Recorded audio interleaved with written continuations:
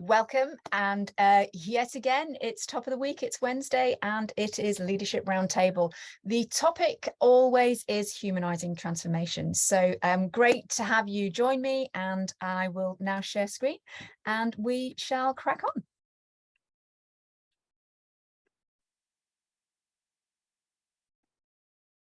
So on today's agenda, what we have got is we have talking about the challenges. So I want to really talk about 4 of the big challenges that get in the way of transformation success. And it's really interesting because I think, one of the things that we would all agree with as practitioners of transformation and leaders in transformation is, yeah, there's some challenges, isn't there? Oh boy, are there some challenges. And I think a lot of the time what we tend to do is we tend to kind of brush those challenges over or start to just, fight, flight or fight. So, or freeze, I should say. So what I want to do today is I just want to take you through 4 of the key areas that we find are biggest challenges in transformation and how we can humanize the transformation based on some of the techniques. So everything that I'm going to be sharing with you this morning is coming from the Dilyn Way framework, is coming from the framework called the Dilyn Way, which is a human systems framework for transformation. So it's about humanizing transformation, and that's what today is all about. So let's crack on. What can I say? Every single challenge we face in transformation has a human at the end of the line.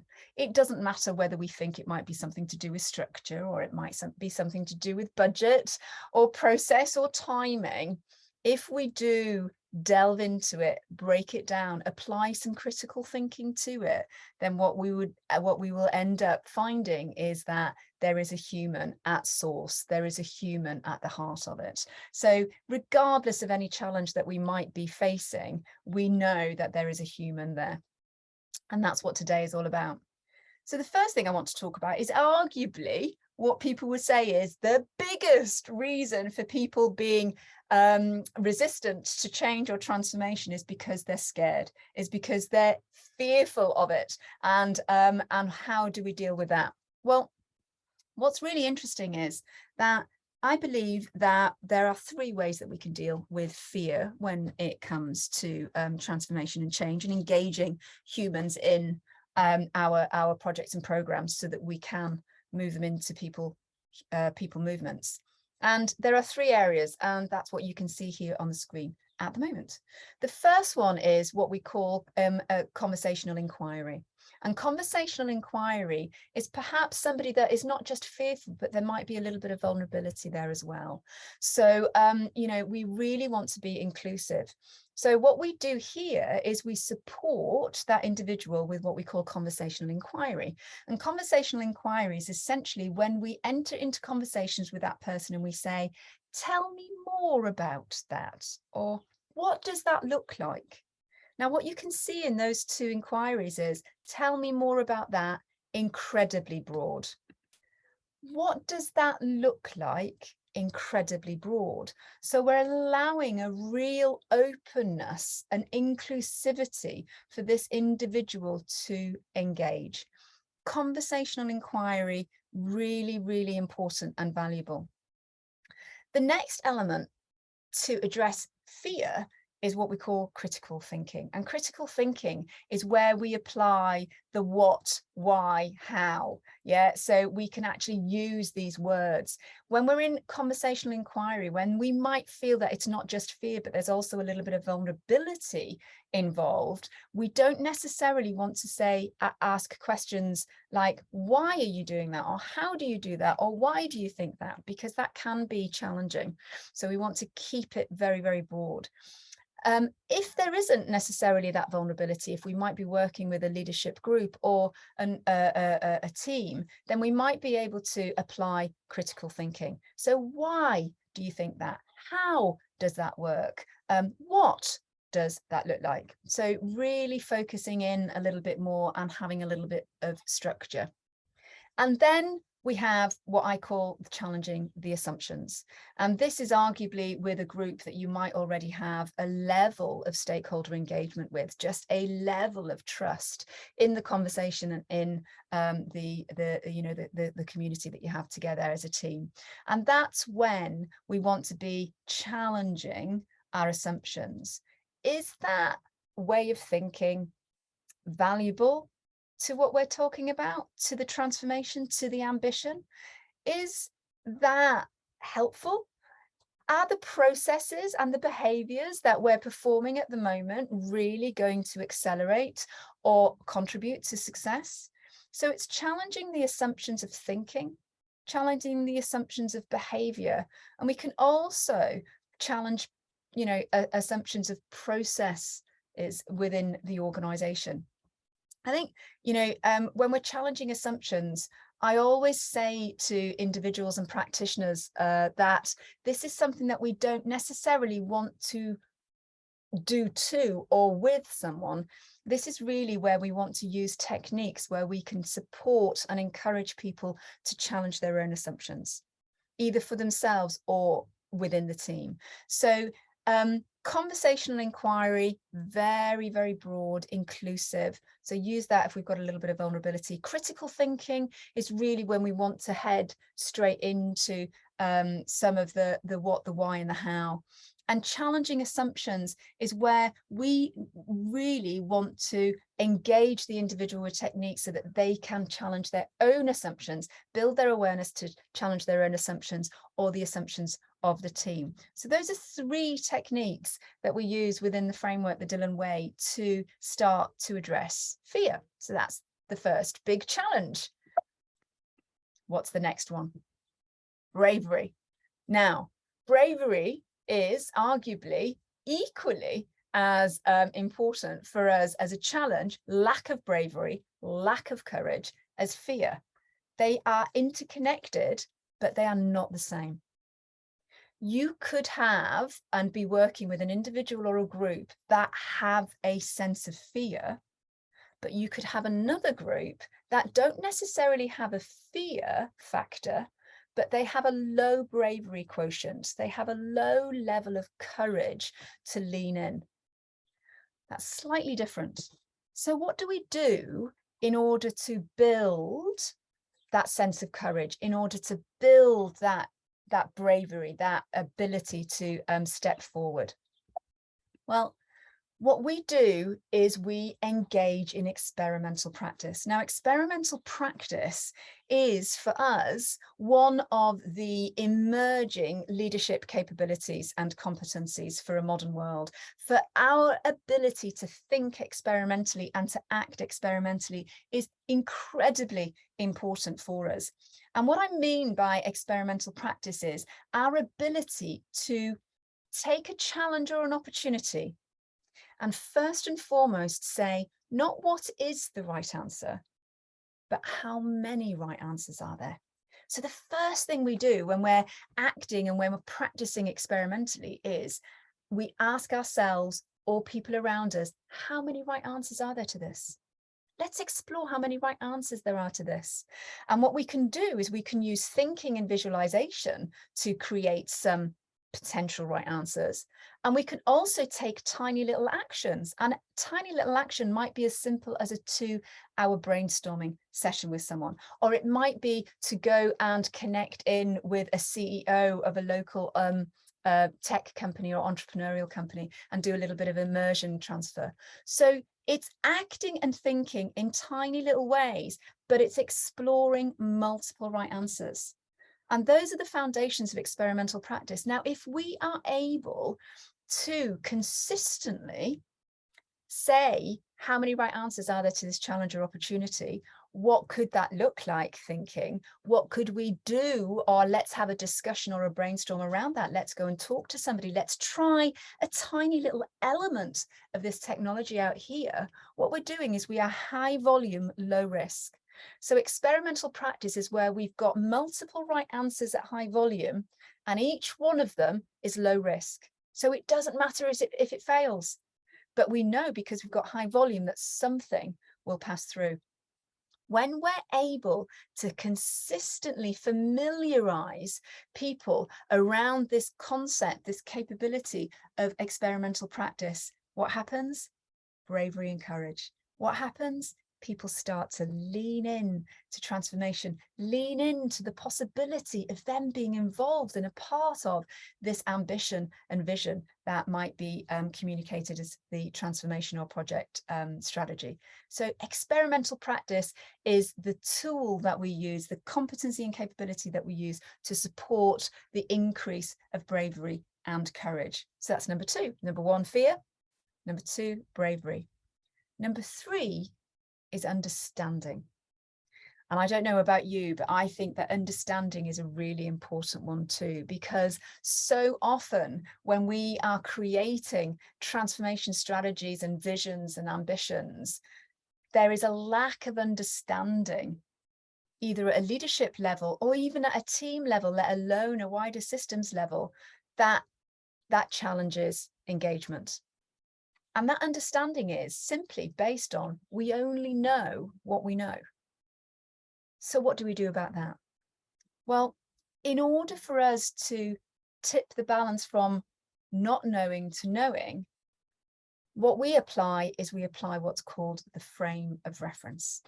And in any way, shape or form, what we try and do is we try and build a picture around the people that we're working with in the transformation to enable their frame of reference to start nudging out, to start nudging forward, to start nudging out, and even to start nudging in. So let me explain. So for us, the frame of reference for a modern leader and practitioner splits into these three areas. The outward lens is where we are recognizing what is changing around us, what is happening around us. And that could be economics, education, it could be our system and our sector, our industry, innovation, but also beyond. So it's really looking out, things like generational changes, everything, globalization, data, everything that is outwardly changing around us. The forward-looking lens is where we're thinking forward into the future and we are able to start to understand inevitability, predictability, trends that are on their way towards us. And that also includes, of course, emerging technologies. Every single leader should, within some form of their professional development, have a strategic understanding and ongoing commitment to emerging technologies, and that's part of all of our leadership programs, without a doubt. So we have the outward lens and the forward lens, but there is also an inner lens, which is our inner knowing, which is understanding ourselves, is getting to know who we are, not necessarily what we do. And if we know who we are able to tap into our purpose and our unique strengths. And when we've got that understanding, we are in a much better place to engage with transformation. So a question that you might have is, frame of reference sounds really exciting, Mel, but how, if I'm a managing consultant or if I'm a transformation leader, how do I help others, nudge and widen their frame of reference, start to look forward in terms of frame of reference and start to look inward? Well, I've just come off a call with a group of leaders talking about exactly this. And one of the easiest ways that you can do it is just basically just to look at the systems that a team or an organization, a leadership team or a PMO or even a wider workforce team or department might be using. So what systems have they got? What technologies are they currently using? They might have teams that they are all engaged with. Well, that's great. If they've got teams, then what you'd be able to do perhaps is to just seed out regular articles or videos, just, informally, based on the subject of what's happening in the future, what's happening around us, and some self-reflective stuff. So, just the content within that. The other thing that is really powerful is looking at what consistent behaviors that particular individual or that team or that department might have. So for example, a leadership team might have a Monday morning meeting every Monday that they come together and they talk about the agenda for the week. So what we would do there is we would say, that's fantastic. Is there a way that we might be able to just pop something into the beginning of the agenda for every week, which is just a provocation, which is just something that might take 2 or 3 minutes. But what it does is it provides consistency and it provides a window of opportunity for us to seed their frame of reference.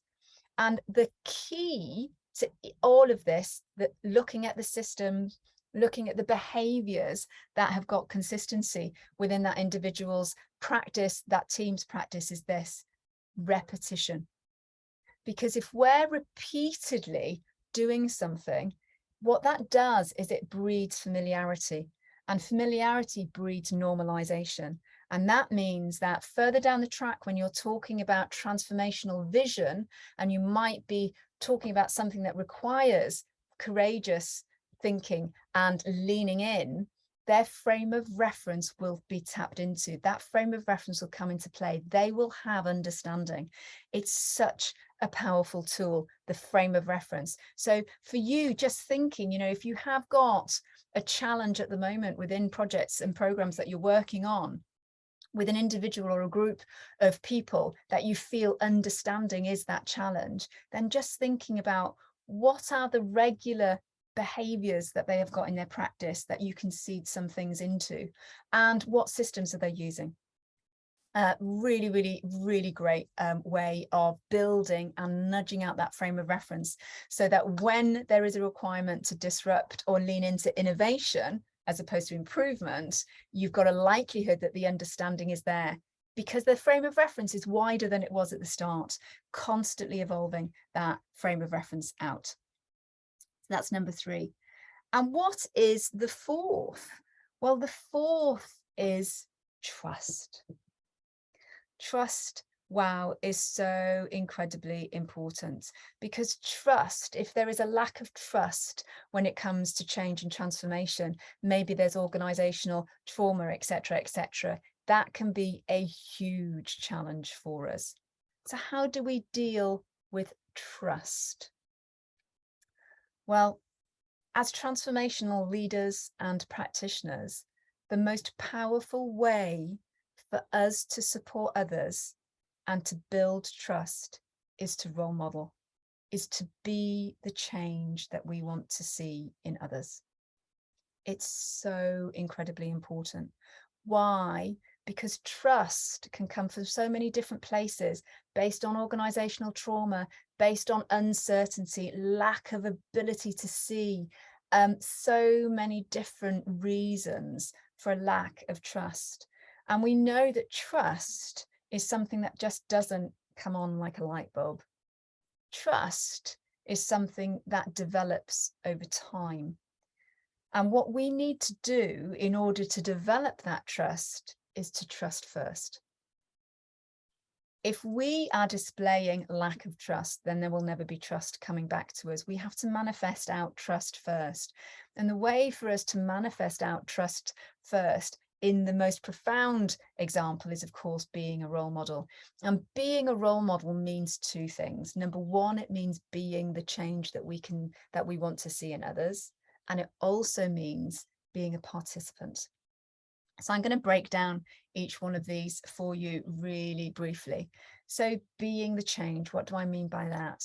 Well, and I challenge practitioners on this all the time, you know, and they say, Mel, you know, I'm in this complex technology transformation program. I don't know how I can role model this. You know, I'm a business architect. What am I role modeling? Well, actually, when you break it down, there's always something that you can find in any project or program of transformation that is a behavior, that is a human attribute, that is a human essence that you are able to role model in your practice, so that it can be experienced by the end users. It can be experienced by the people that you want to engage in that particular element, that you can, the people that have got low trust can literally, almost tangibly feel that behavior, hear those words in the way that you're speaking, That's what I mean by be the change that you want to see in others.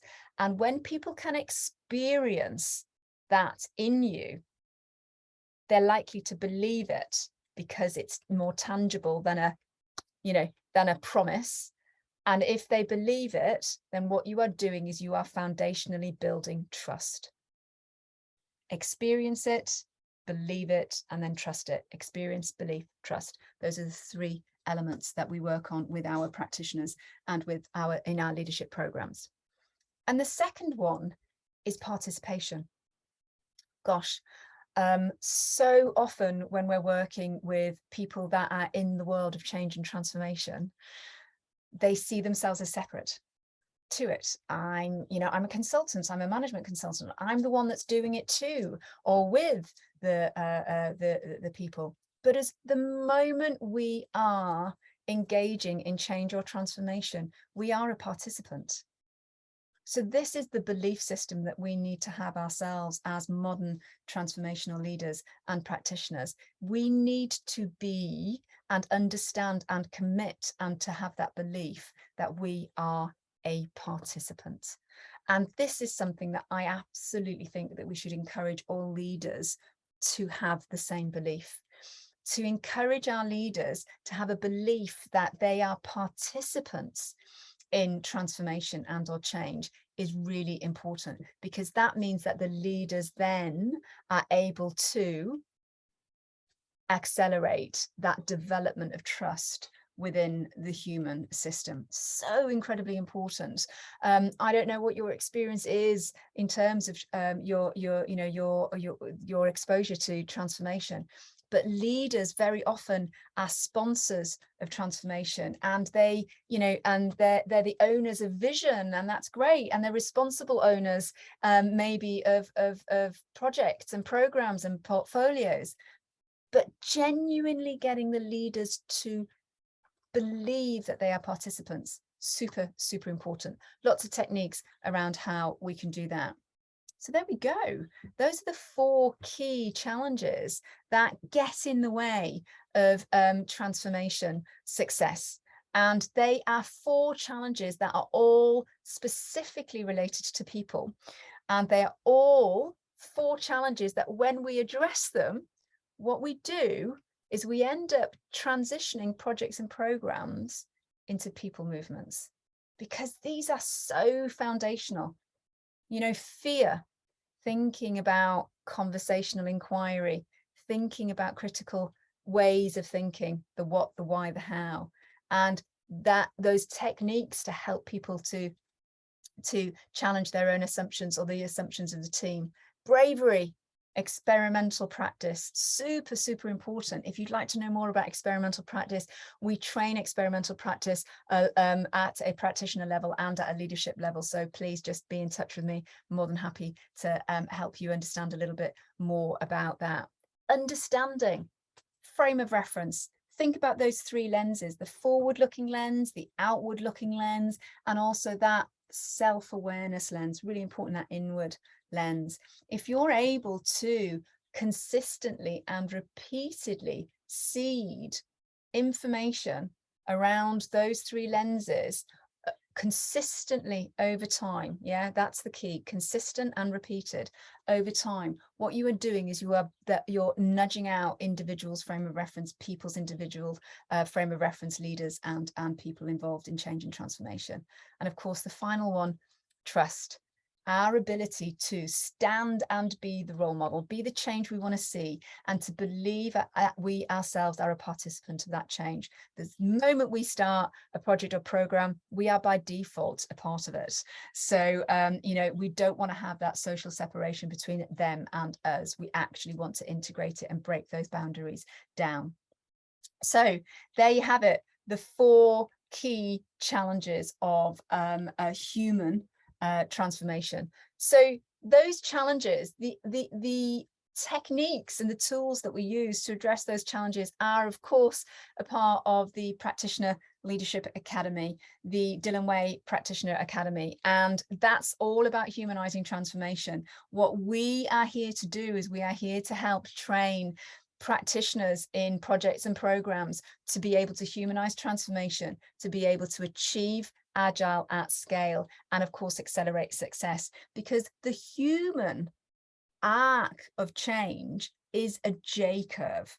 Whereas when we think about projects and programs more in a linear fashion, whether we're using agile, iterative or incremental methodologies or not, you will see that we have a start and we have an end point, right? But when it comes to humanizing transformation, there is no end point. And also, it's not a straight line from A to B, it's a J curve. So all of this is really important to us in our certification. So if you'd like to know more about how to become a professional practitioner in humanizing transformation and part of our Practitioner Leadership Academy, then please do let me know, pop it into chat if you'd like to know more. I have strategy sessions. So every Thursday afternoon, I do one-to-one strategy sessions with practitioners all over the world, transformation leaders all over the world, helping them to understand where they are now, where their future is, and how the Dilyn Way framework can help them as a process and also as a program to get there. And not just to get there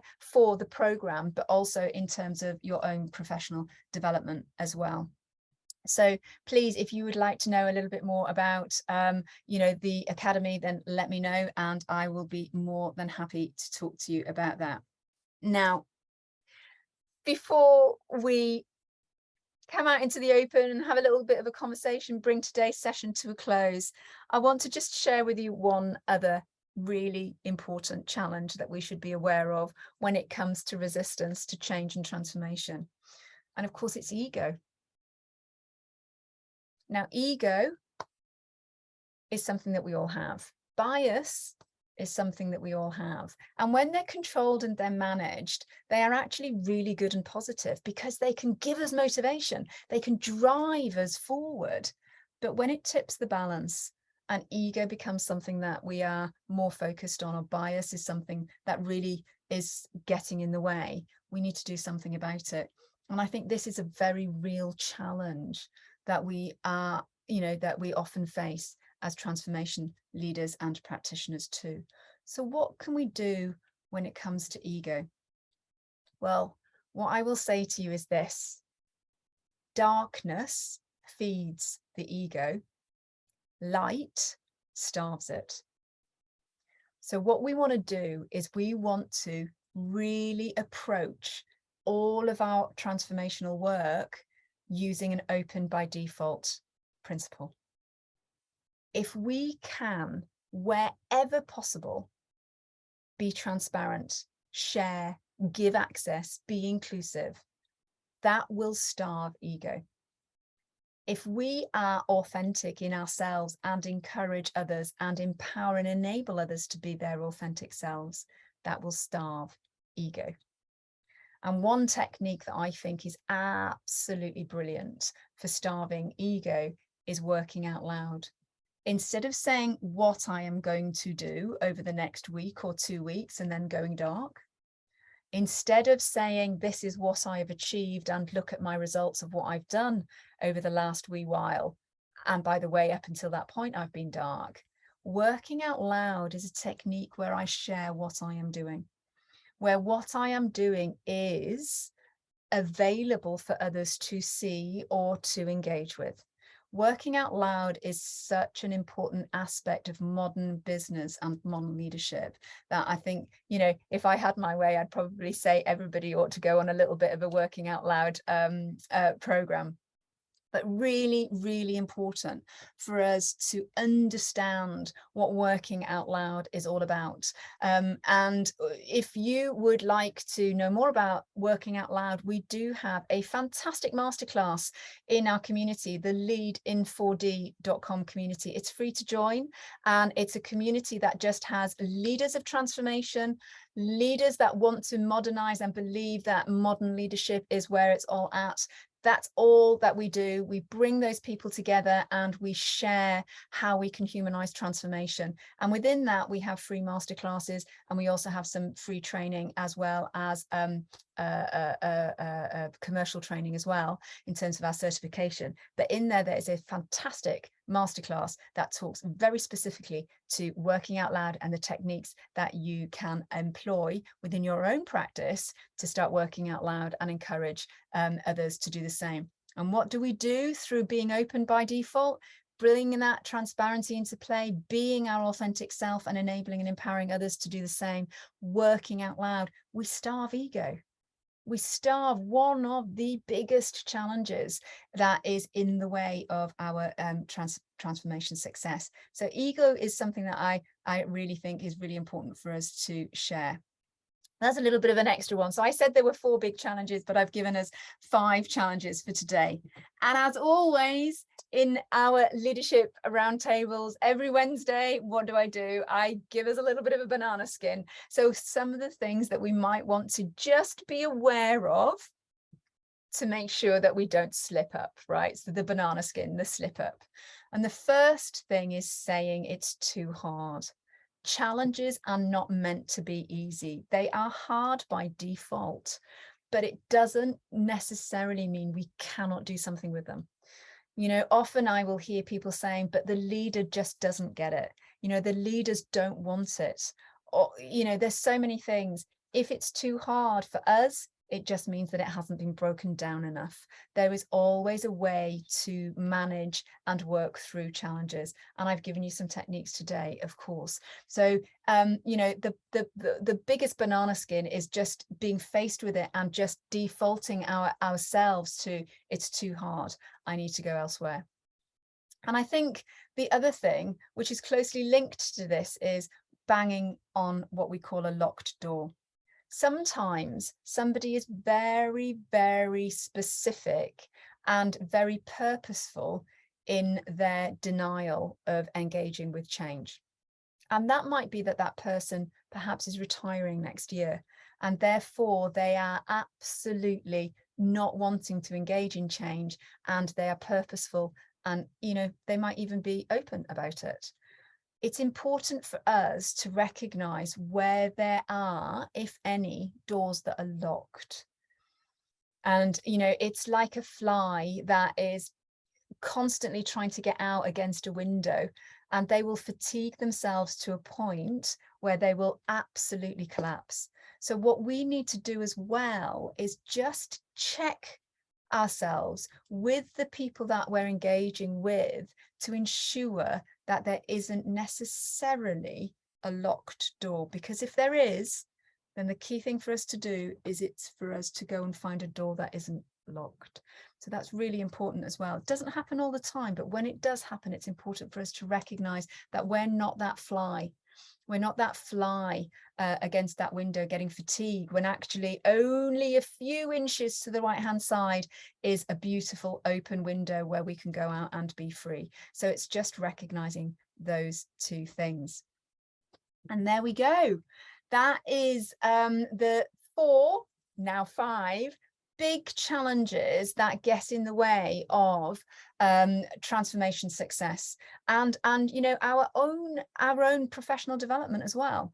And each one of those techniques that I've shared with you today is part of the Dilyn Way framework. So that is the end of today's Leadership Roundtable. I am going to hang around, so I would love anyone, if you've got a question, if you've got a thought or an answer, if you have a challenge that you would like to share with me in the transformation program that you're working on at the moment, then please do hang around. I'm going to stop the recording button now, so we're going to go into open roundtable. I'll stay around for 10 to 15 minutes. Otherwise, I'd like to say thank you so much for joining me this morning. The recording of this session will be sent to you on email, if not today, tomorrow. And I will also make sure that the strategy session, a link for you to schedule if you so wish, will also be included in that session as well. So wherever you come from in the world today, If it's still morning for you, that your Northern Hemisphere, have a great day ahead. If you're from the Southern Hemisphere, then I'd like to say thank you for joining us as your evening, and I hope you have a lovely evening and rest of the week for you all. So thank you so much, everybody. And I'll hang around, but I'm going to stop sharing. So if anybody would like to ask me a question or just share any thoughts, otherwise, thank you so much for joining.